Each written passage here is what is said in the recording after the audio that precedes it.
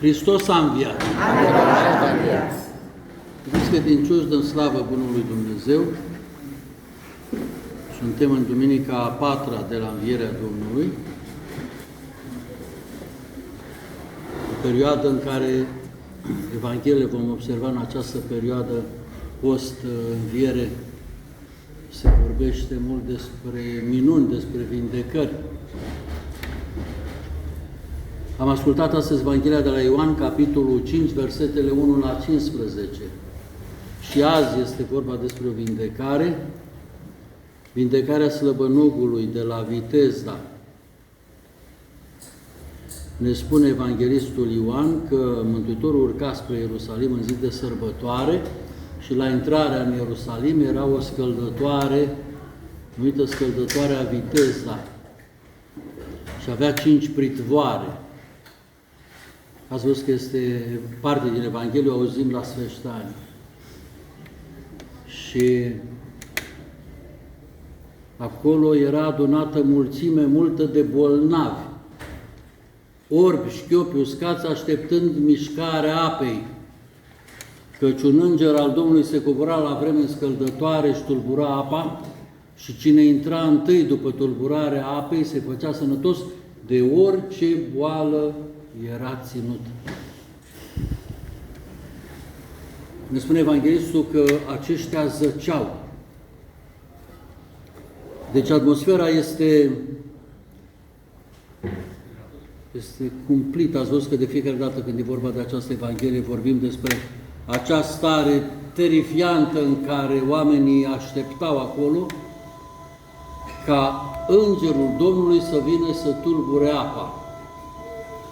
Și ați văzut că Dumnezeu a binecuvântat și plaiul mioritic și avem și noi la izbuc o asemenea scăldătoare. Bineînțeles că oriunde s-ar întâmpla minunea, ea cere contribuția, coparticiparea omului la această minune. Această zacere a celor mulți care erau acolo are însă un dinamism potențial de-a dreptul crud. Pentru că vă dați seama că această tulburare a apei, fiind ciclică, fiind periodică, numai cel care intra primul se vindeca. Ori asta înseamnă foarte multă cruzime din partea celor care erau prezenți acolo, pentru că totdeauna răzbea cel care era mai puternic să se arunce primul în scăldătoare. Așa se face că acest bolnav, acest paralitic stătea acolo de 38 de ani. O viață de om, iubiți credincioși. Gândiți-vă că Mântuitorul nu se născuse când el deja stătea acolo și aștepta tulburarea apei.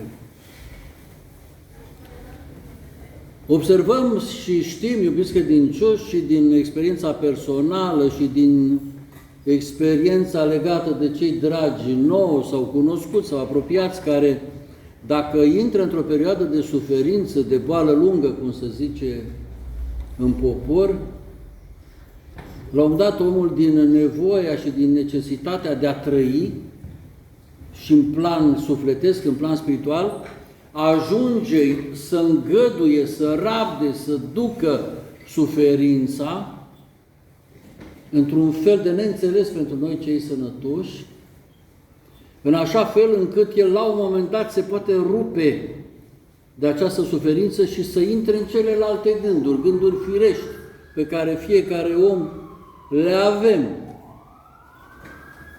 Așa se întâmplă și cu acest bolnav, cu acest paralitic,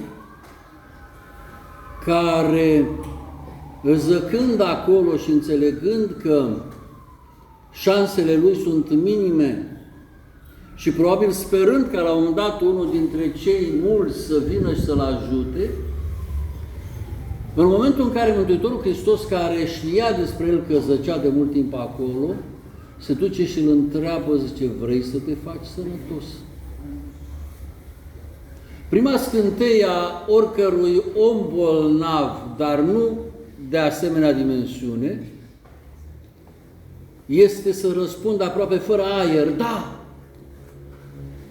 Nu mai are timp de alte explicații. Dorința lui este atât de arzătoare, încât strigătul cu care el ar răspunde ar fi un da, cosmic, integral. Acesta nu mai spune așa.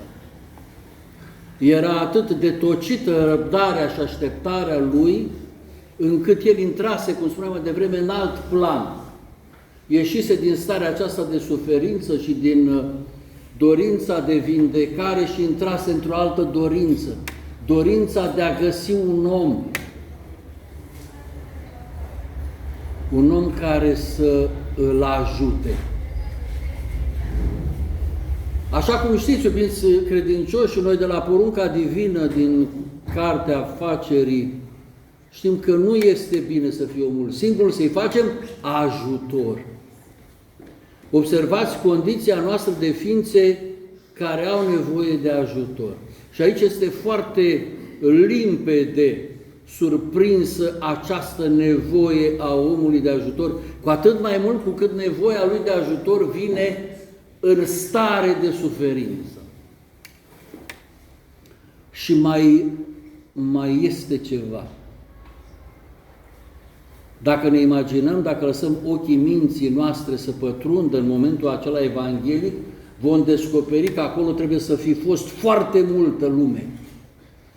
De ce foarte multă lume? Pentru că acolo se săvârșea minune perpetuă. Și era minune de vindecare și fiecare, cu orice boală ar fi avut, dincolo de cei care zăceau și care erau în condiție de boală traumatică, boală grea, erau și ceilalți care veneau cu orice alt fel de boală. Și atunci trebuie să fi fost puhoi acolo. Și descoperim, iubiți credincioși, în acest puhoi de lume o ființă singură, o ființă însingurată, un om singur în univers. Omul fără de ajutor este singur în univers. Și Dumnezeu ne spune că nu este bine să fie omul singur și observați această condiție de suferință a acestui om bolnav care trece în plan secund boala lui, care îl imobilizează, îl face să nu se poată mișca. Atât de mare era dorința lui să găsească om, încât atunci când Hristos îl întreabă dacă vrei să te faci sănătos, el vorbește despre nevoia lui de om. O nevoie mistuitoare de a găsi om care să-l arunce în scăldătoare pentru a se vindeca. Observați, vindecarea trece în plan secund. Este foarte interesant, iubiți credincioși, să ne uităm la această condiție a omului singur în mijlocul mulțimilor. Este, dacă vreți, o condiție a omului prezentului. Este, dacă vreți, o condiție a omului de astăzi. Pentru că de multe ori ne trezim că suntem înconjurați de rude, de prieteni, de familie, de cunoscuți, de colegi, dar avem o stare de însingurare interioară pe care nu ne putem lămuri, nu ne putem explica de unde vine aceasta. Aceasta vine dintr-o stare de îndepărtare a semenilor de noi și a noastră de semeni. Și când se produce aceasta, iubiți credincioși? Când ieșim din starea de comuniune. Ieșirea din starea de comuniune se întâmplă, se săvârșește de obicei printr-o stare de păcătoșenie. Noi avem o suferință, avem un viciu, avem un păcat la vedere sau ascuns, care ne chinuiește, ne mistuie ființa sufletului și ființa trupului și taina noastră și o ținem în noi. Dar aceasta ne îndepărtează de semeni, ne face să ne izolăm cu sau fără știința noastră. De obicei, această stare de însingurare este a liberului arbitru. Așa vrem noi, crezând că ne este bine. Dar asta e începutul. După care intrăm în această stare de slăbănogire ființială. Această stare în care devenim imobili în planul dinamismului afectiv. Relația noastră cu semenii este o relație amară care ne însingurează. Contribuția principală este a noastră. Acest slăbănoc care stătea acolo de 38 de ani are vinovăția principală pentru însingurarea lui. Care este această vinovăție, iubiți credincioși? Este aceea că el, probabil prin ură, probabil prin invidie, prin gelozie, prin neputință de a înțelege ce îi se întâmplă, el și-a îndepărtat semenii. Îndepărtarea semenilor o facem noi. Niciodată semenii nu se îndepărtează de noi pentru că vor ei să se îndepărteze de noi, ci pentru că în relația noastră cu semenii apare un scurt circuit, să zicem la un moment dat, o formă de refuz aproape ființial. Mi-amintesc de o vorbă a unui coleg care se supărase cu altcineva la un moment dat și supărarea lui era atât de adâncă încât eu încercam să mediez pentru împăcarea cu celălalt, iar acesta îmi răspunde: Părinte, îl refuză toată ființa mea. Acest refuz al întregii ființe față de celălalt poate să fie pentru o ființă la un moment dat, dar poate să fie pentru mai multe ființe. Sau poate la un moment dat noi să ajungem să avem această structură de ființă a refuzului ființial. Și atunci, încet noi ne îndepărtăm de ceilalți. Această îndepărtare de ceilalți ne aduce în această condiție de slăbănogire. Dar vedeți că slăbănogirea aceasta trupească este ca un circuit, ne întoarce la slăbănogirea sufletească și ne face să avem dor de ființele pe care noi le-am îndepărtat prin felul nostru de a fi, prin felul nostru de a ne purta, prin răutățile noastre, prin cuvintele noastre, prin privirile noastre, prin ridicările de sprânceană, prin orice veți. De ce? Pentru că noi uităm că ființa de lângă noi este o vioară și are o rezonanță foarte adâncă. Noi uităm că acele cuvinte care pleacă din noi au efectul altul decât cele pe care noi le trimitem sub formă de săgeată către celălalt. Efectul este mai complex, mai bogat. De ce? Pentru că poate atunci noi când am dat cu cuvântul în celălalt, am dat în adâncul lui ascuns și tainic de suferință. Am dat în complexele lui, în suferințele lui, crezând că sunt doar ale lui. Și noi le descoperim prin cuvintele noastre agresive. Și atunci îndepărtarea de ceilalți este dincolo de, să zicem, motivată prin 2-3 cuvinte rostite, este o îndepărtare care miroase a traumă. Celălalt suferă mai mult decât suferi tu păsarea de nervozitate când îi arunci cuvintele. Această stare ne face pe noi să ne izolăm de semeni. Starea de însingurare în mulțime, iubiți credincioși, spuneam că este o stare a prezentului. E o stare a prezentului din multiple și variate motive. Și observați că cel mai adesea aceste motive sunt comunicarea aceasta leznicioasă. Ce să mai ies din casă dacă pot să-i dau un mesaj prin telefon? Sau să-i scriu ceva, sau să vorbesc cu el prin mijloacul acesta de comunicare modernă. Și ați văzut că după această comoditate intrăm într-o stare de lene a minții și a sufletului. Pentru că una este să fii față către față și alta este să vorbești în virtual. Dăm slavă lui Dumnezeu că avem și această posibilitate. Stați, nu vă grăbiți să vă închinați.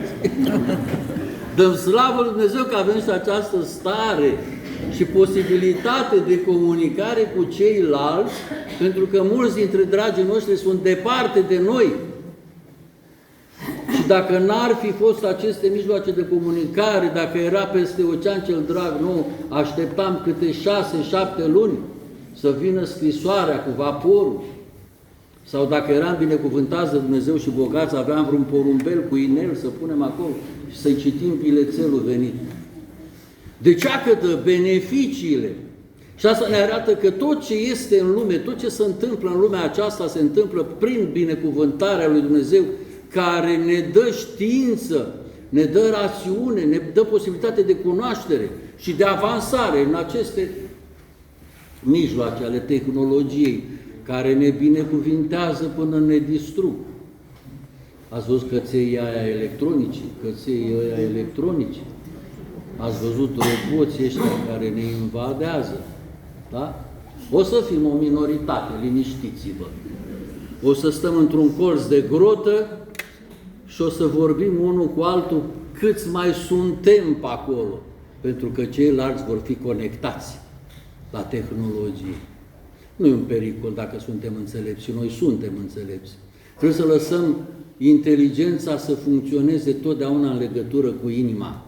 Niciodată să nu ne izolăm, pentru că iată ce se poate întâmpla ca slăbănogul din ziua de azi, care probabil pătruns de invidie, nu mai putea să își înțeleagă nici mila față de propria persoană, dar aminte mila față de ceilalți, că erau mulți slăbănoci pe lângă el acolo. El vroia să ajungă și el să aibă un om, să-l arunce în scărdătoare ca să se vindece. Hristos îl întreabă, vrei să te faci sănătos? Observați această întrebare, iubiți credincioși, pe care Hristos ne-o pune și condiția deschiderii noastre către minune, iar minunea ce ne face, iubiți credincioși? Ne transformă. Ce fel de transformare este cea de după minune? Ați văzut că zice Hristos când se întâlnește cu el în templu. Mergi și să nu mai păcătuiești, ca să nu-ți fie cumva ție ceva mai rău. Iudeii îl întrebaseră, pentru că se întâmpla în ziua sâmbetei, zice, nu știi că n-ai voie să faci efort, să-ți iei patul tău să umbli? Cel care m-a vindecat mi-a zis, ia-ți patul tău și mergi la casa ta. Observați, și direcționarea este interesantă. Mântuitorul Hristos îl trimite, du-te la casa ta. De ce îl trimite acolo? Pentru că ați văzut că starea de minune transformă ființa și tot vorbim noi despre faptul că ființa trecută prin minune nu se mai poate opri, trebuie să vorbească tot timpul despre Dumnezeu. Vă dați seama în ce traumă se va fi aflat familia acestui slăbănoc de 38 de ani, pe cine va fi avut el acolo, dacă niciunul dintre ei n-a simțit nevoia să vină să stea cu el acolo. N-avea cum să stea 38 de ani, să stai și să pândești îngerii.